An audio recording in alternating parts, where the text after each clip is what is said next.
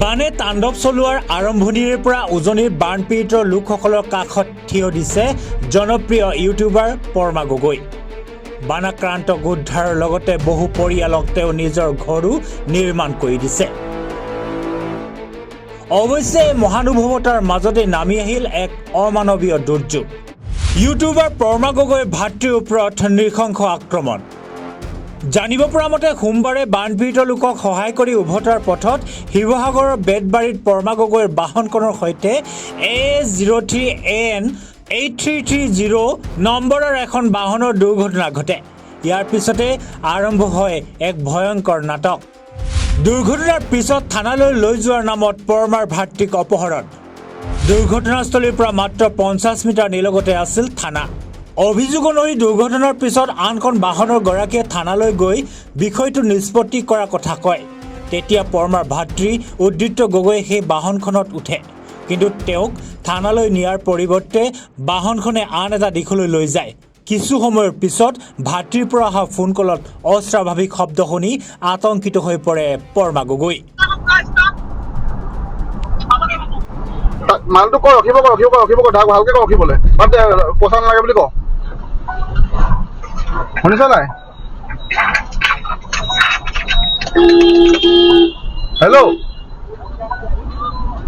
লগে লগে সেই পথেৰে গৈ পৰ্মাই দেখিলে যে তেওঁৰ ভাতৃ উদ্দীপ্ত ৰাজপথত তেজেৰে লুটুৰি পুতি হৈ অচেতন অৱস্থাত পৰি আছে। গুৰুতৰভাৱে মূৰত আঘাত পোৱা উদ্দীপ্তক প্ৰথমে শিৱসাগৰত আৰু পিছত ডিব্ৰুগড়ৰ ব্যক্তিগত হস্পিটেললৈ স্থানান্তৰ কৰা হয়। চিকিৎসালয়ৰ সূত্ৰ অনুসৰি যুৱকজন বৰ্তমান অচেতন অৱস্থাত চিকিৎসাধীন হৈ আছে। মানে কালি আমি বান সাহায্য কাৰণেতো এদিন ঘূৰি ফুৰিছো, মোৰ লগত অদীপ্ত ঘূৰি ফুৰিছে ইমান দিনে। তো কথাটো কি হ'ল, কালি আমি সেই ঘৰ এখন বনাবৰ কাৰণে গৈছিলো বেতবে, মানে বানপীড়িত লোকত বনাব গৈ থাকোঁতে ৰাস্তাত ইমানেই ভিৰ, কালি বহুত দেওবাৰ যিহেতু ভিৰ আছিলে। তেতিয়া আমাৰ গাড়ীখন শ্ল'কে ৰখি আছে, প্ৰায় শ্ল' আৰু। তেতিয়া ইফালৰ পৰা এখন গাড়ী আহি মানে স্কৰপিঅ এখনে আহি আমাৰ গাড়ীখন মানে টক্কৰ লাগিছে, স্কেচ হৈছে অলপমান। তেতিয়া আমি গাড়ীখন ৰখাই পিনি মানে কথা বতৰা কৈছো যে আপুনি কেলে নেদেখিলে নেকি বা কি, মানে কথা বতৰা পাতি থাকোঁতে তাৰপৰা আৰক্ষী আহি ক'লে তোমালোকে অকমান চাইডত গৈ কথা পতা। তেতিয়া আমি গ'লো, মই মানুহজনক ক'লো চাইডত বলক। আমি গৈ ডিমৌ ব্লকৰ তাত গৈ পিনি কথাটো পাতিছো যে আপুনি দিনতে মানুহজনে ড্ৰিংক কৰি আছে, তাতে মদ খাই আছে। মোৰ লগত দিনত কিয় মদ খাই আছে আপুনি, বা কথা বতৰা পাতিছো আৰু মানুহটোৰ লগত। বোলো আপুনি তাৰপাছত মানুহটোক কৈছো আপুনি হ'ব আপোনাৰ যি হ'লে এইটো খালি আমাক এইটো দি দিয়ক, গাড়ীখন ভাল কৰিবৰ কাৰণে বেছি স্কেচ নহয়, অলপমান 2-3 হাজাৰ টকা দিলে ঠিক হৈ যায় আমাৰ। এইটো ঠিক হৈ দিলে হৈ যাব। মানুহটোৱে কৈছে যে নাই মই থানাত যাম বোলে। মই ঠিক আছে তেতিয়াহ'লে মই গাড়ীখনৰ পঞ্চাটো মাৰি আহোঁ পটককে, যিহেতু মোৰ গাড়ীখন পঞ্চাৰ হৈ আছিলে। পঞ্চাৰ মাৰিবলৈ বুলি মই গ'লো, যেতিয়া যোৱাৰ পিছতে মোৰ লগৰজনে মোক কল কৰিছে যে সেই মানুহজনে থানাত যাওঁ বুলি পুৰা উৎপাত কৰি আছে। মানে মই ক'লো যদি ইমান উৎপাত কৰিছে তেতিয়াহ'লে থানালৈ লৈ যাব। থানাখন যিহেতু 50 মিটাৰ মানহে দূৰত আছে, 50 মিটাৰ খুব বেছি 100 মিটাৰ হ'ব। তো তেতিয়া মানে কি হ'ল, সেই মানুহজনে তাক মানে উঠাৰ পিছত থানাৰ ফালে লৈ নগ'ল। মানে সেই মানুহজন যিজন গাড়ীৰ লগত যিখন গাড়ীৰ লগত আমাৰ এক্সিডেণ্ট হৈছিলে স্কৰপিঅ, এতিয়া তেওঁৰ নামটো কিবা শফিকুল ৰহমান নে কি বুলি ওলাইছে নামটো। তো সেই মানুহজনে তাৰপাছত তেওঁ মানে তাক বেলেগ ফালে লৈ গুচি গ'ল, থানাখন নিলি বেলেগ শিৱসাগৰ মেইন হাইৱেত লৈ গুচি গ'ল, আৰু গাড়ীখন পুৰা স্পীডত গৈছে। মানে এতিয়া মোৰ লগৰজনে মোক কল কৰিছে, পুৰা পেনিক হৈ কল কৰিছে যে ঐ গাড়ীখন ইমান স্পীড গৈছে, মই কি কৰোঁ মানে এনেকুৱা চিটুৱেশ্যন হৈ গৈছে। মানে মই কৈছো তই একো নকৰিবি, তই মানুহটোক কয় যে বোলো হেৰি তই গাড়ীখন ৰখাই দিব ক, তই নামি দে, তোৰ নমাই দিব ক বোলো, বাকী পইচা পাতি নালাগে বাদ দে, তোৰ হয় বুলি কৈছো। মানে মই সেই মানে ভয় খাইছে।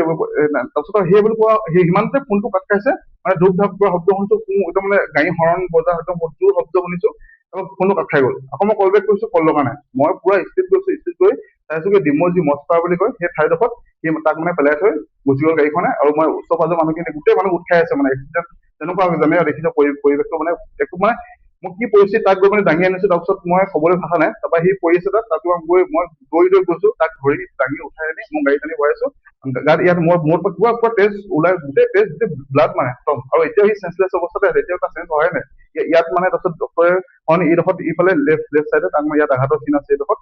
তাৰপিছত আৰু বাকী এতিয়া কি হ'ব, মানে মই এইটোৱে বিচাৰো, এতিয়া মেইন ক'ব গ'লে যিজনে এই ঘটনাটো কৰিছে তেখেতৰ উচিত শাস্তি পোৱাটো বিচাৰো, আৰু যাতে সোনকালে আৰক্ষী বিষয়াসকলে সহায় কৰক।